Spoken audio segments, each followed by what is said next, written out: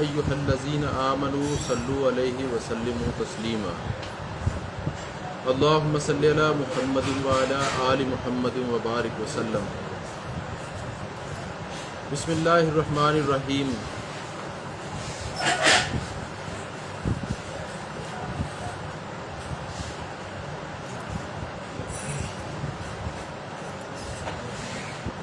الصابرین والصادقین والقانتین والمنفقین والمستغفرین بالاسحار.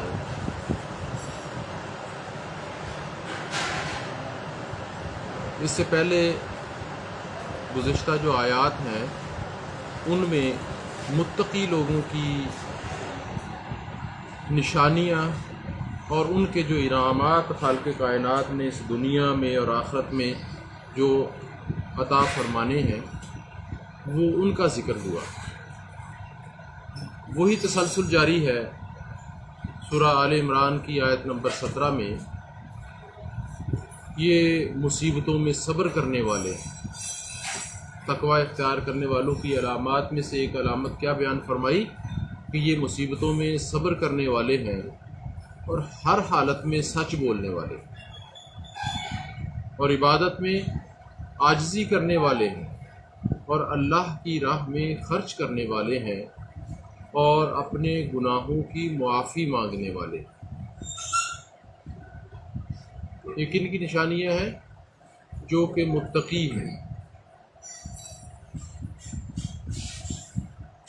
متقی کا تذکرہ جو ہے وہ ہم نے پہلے بھی پڑھا تھا. قرآن مجید فرقان حمید میں سورہ بقرہ جب شروع ہوئی تو وہاں پہ ہدی للمتقین، اور اس وقت میں نے آپ کو یہ بات بتلائی تھی کہ تقوی جز وقتی علامت نہیں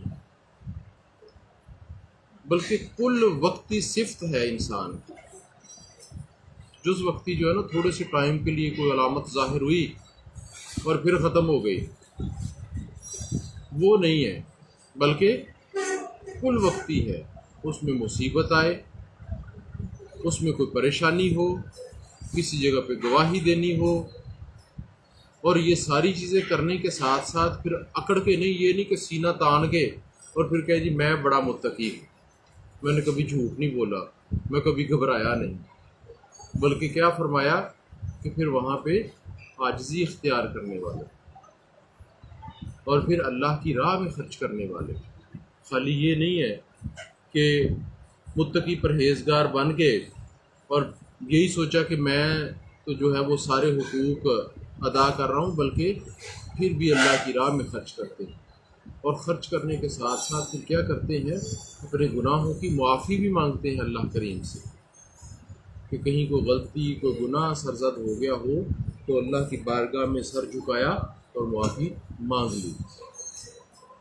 متقی لوگ جن کے لیے جنت اپنی تمام زیب و زینت اور دل آویزیوں کے ساتھ چشم براہ.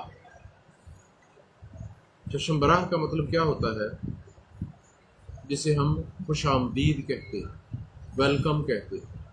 یعنی کہ جنت جو ہے وہ اپنی ساری زیب و زینت اور دل آویزیاں جو ہیں ان کے ساتھ استقبال کرے گی یا استقبال کر رہی ہے. چشم براہ کا مطلب ہوتا ہے آنکھیں، راستے میں آنکھیں بچھانا، راستے میں آنکھیں بچھائے ہوئے. چارجر ایکسٹینشن لیڈ نکال لیں.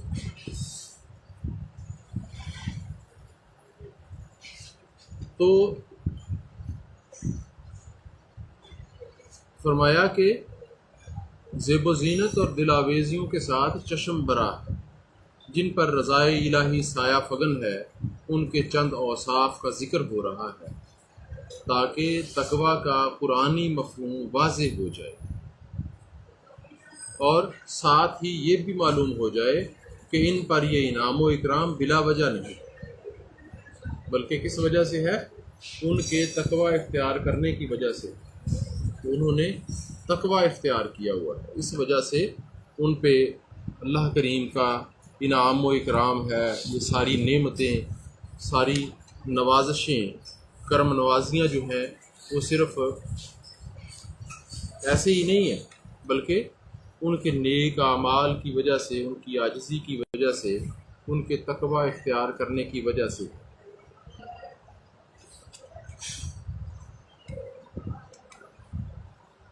کوئی پرابلم ہے اس میں؟ چارجنگ نہیں ہو رہی؟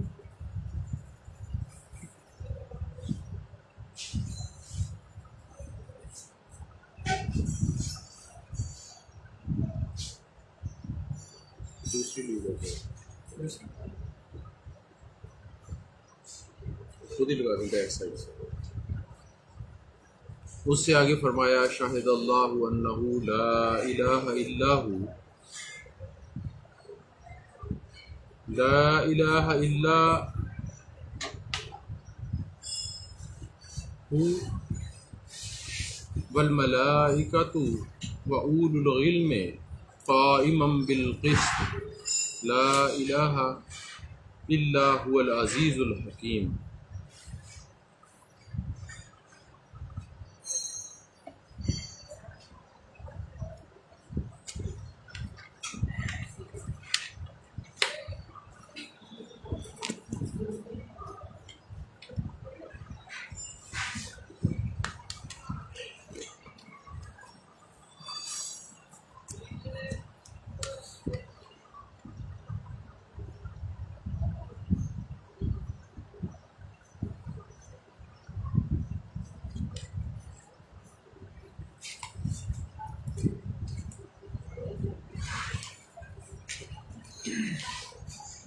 رجسٹر لے لو، ایک اور رجسٹر۔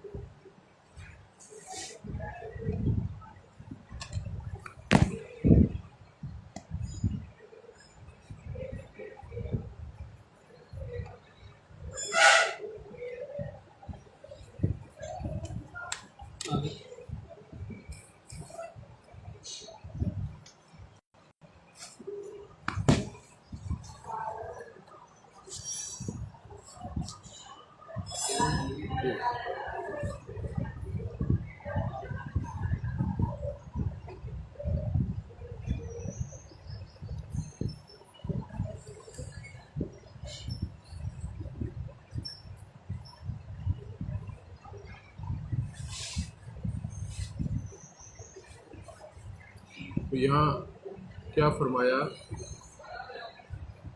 کہ شاہد اللہ انہ لا الہ الا ہو،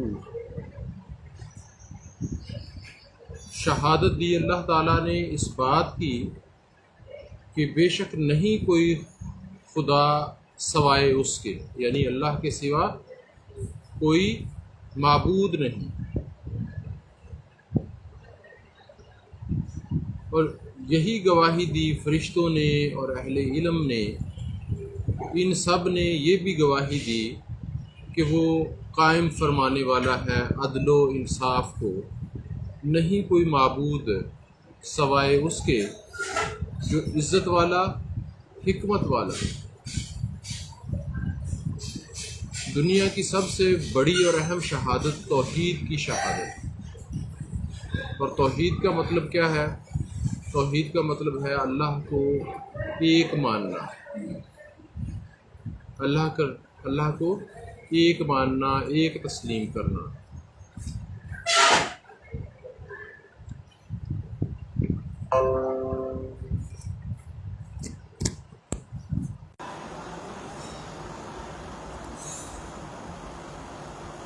اللہ تعالیٰ خود اپنی وحدانیت کا سب سے بڑا گواہ ہے۔ شاہد اللہ، خود اللہ تعالیٰ خود گواہ ہے۔ اس کے علاوہ اس کی معصوم مخلوق فرشتے اور اہل علم اس واضح سچائی کے گواہ ہیں۔ اللہ تعالیٰ کی اپنی توحید پر شہادت کے متعلق علامہ بیضاوی رحمۃ اللہ علیہ فرماتے ہیں، اللہ تعالیٰ نے کائنات کی کتاب کے ہر صفحہ پر اپنی توحید کے ایسے روشن اور اٹل دلائل ثبت فرما دیے ہیں جن سے کوئی صاحب عقل سلیم انکار نہیں کر سکتا۔ اور اس کے علاوہ اس نے اپنی کتابوں میں توحید کے مسئلہ کو یوں مدلل بیان فرمایا ہے کہ شک و شبہ کی گنجائش ہی باقی نہیں رہتی۔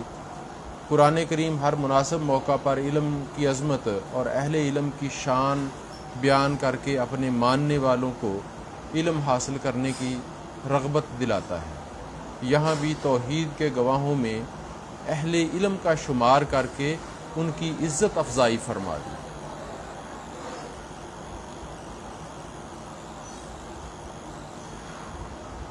اور یہی گواہی دی فرشتوں نے اور اہل ایمان نے۔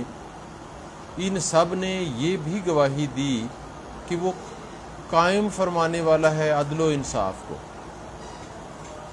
نہیں کوئی معبود سوائے اس کے جو عزت والا حکمت والا ہے۔ قائمم بالقسط کی ایک ترکیب یہ ہے کہ یہ حال ہے اور لفظ اللہ ذوالحال، اور دوسری ترکیب یہ ہے کہ لا الہ الا ہو میں ہو ضمیر ہے، اس کا ذوالحال ہے اور یہ حال مانن اس کی صفت ہے۔ اس صورت میں یہ مشہود باہ میں داخل ہوگا، یعنی ان سب گواہوں نے اس کی وحدانیت کی بھی گواہی دی اور اس کے ساتھ اس کے عدل و انصاف کی بھی شہادت دی۔ ترجمہ اسی دوسری ترکیب کے مطابق کیا گیا۔ اللہ تعالیٰ کا عدل و انصاف کسی ایک چیز کے ساتھ مخصوص نہیں، بلکہ کائنات کی تخلیق، فطرت کے قواعد کلیہ، فطرت کے قواعد کلیہ یعنی کہ سارے قواعد، عقائد اور شریعت کے قوانین۔ غرض یہ کہ ہر وہ چیز جس کو اس سے نسبت ہے وہ اس کے عدل و انصاف کی جیتی جاگتی تصویر ہے۔ ان الدین عند اللہ الاسلام وما اختلف الذین اوتوا الکتاب الا من بعد ما جاءهم العلم بغیا بینہم ومن یکفر بآیات اللہ فإن اللہ سریع الحساب۔ رب العالمین نے فرمایا، بے شک دین اللہ تعالیٰ کے نزدیک صرف اسلام ہی ہے،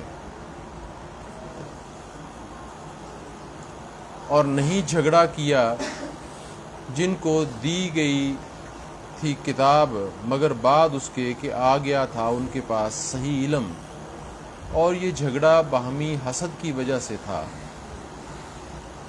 اور جو انکار کرتا ہے اللہ کی آیتوں کا تو بے شک اللہ تعالیٰ بہت جلد حساب لینے والا ہے۔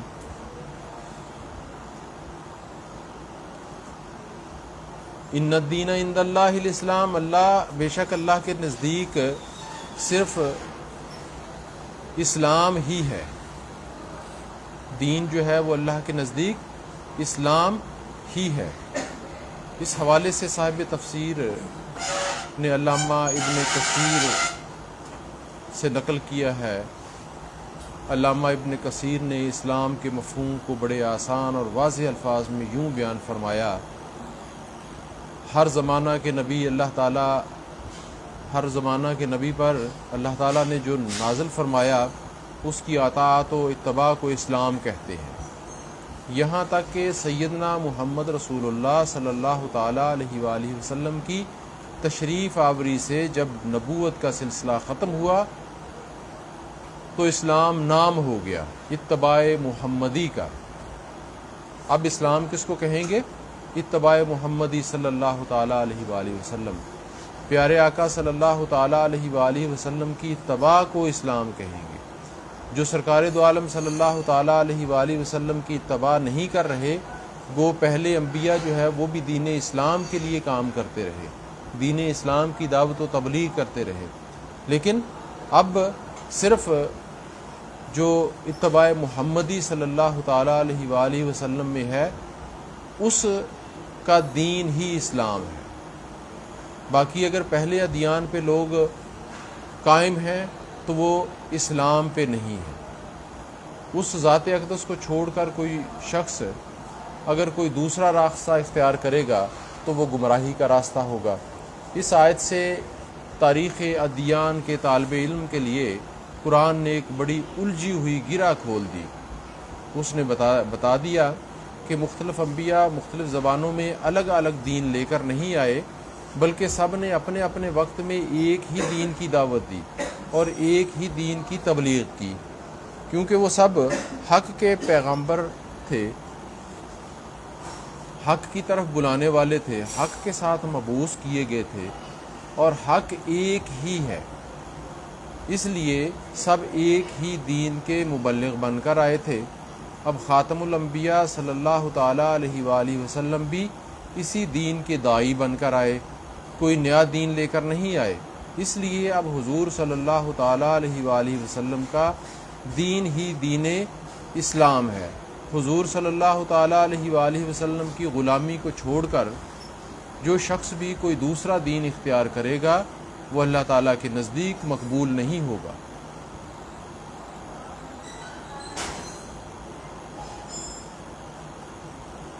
اور نہیں جھگڑا کیا جن کو دی گئی تھی کتاب، مگر بعد اس کے کہ آ گیا تھا ان کے پاس صحیح علم، اور یہ جھگڑا باہمی حسد کی وجہ سے تھا۔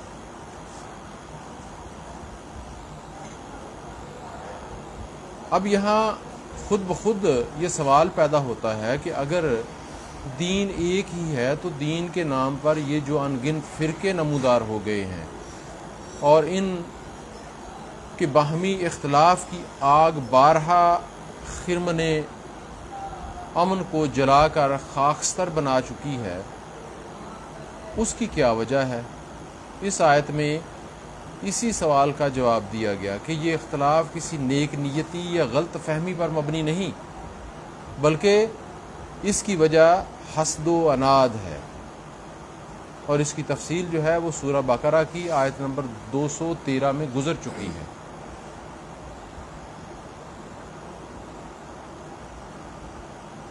اور جو انکار کرتا ہے اللہ کی آیتوں کا تو بے شک اللہ تعالیٰ بہت جلد حساب لینے والا ہے۔ وہ یہ نہ سمجھے کہ اس نے اللہ کی آیتوں کا انکار کر دیا تو اب وہ جو ہے دنیا کے اندر اپنی چرب زبانی یا لوگوں کو قائل کر کے تو اپنے آپ کو مغلوب سمجھنا شروع کر دیا، غالب سمجھنا شروع کر دیا اور دوسروں کو مغلوب سمجھنا شروع کر دیا۔ وہ اس بات کو یاد رکھے کہ اللہ کریم کا جو حساب ہے، جو اللہ کریم نے حساب لینا ہے وہ بہت جلد ہوگا، اور پھر اللہ کا جو حساب ہے اس میں عدل و انصاف کا مظاہرہ ہوگا۔ اللہ کریم ہمیں قرآن مجید فرقان حمید کو صحیح معنوں میں سمجھ کے پڑھنے کی توفیق عطا فرمائے، اور جو کچھ ہم پڑھیں اس پہ عمل کرنے کی توفیق بخشے اور اسے دوسروں تک پہنچانے کی توفیق دے۔ آمین بجاہ النبی الامین صلی اللہ تعالی علیہ وآلہ وسلم۔ اللہم صلی علی محمد وعلی آل محمد وبارک وسلم۔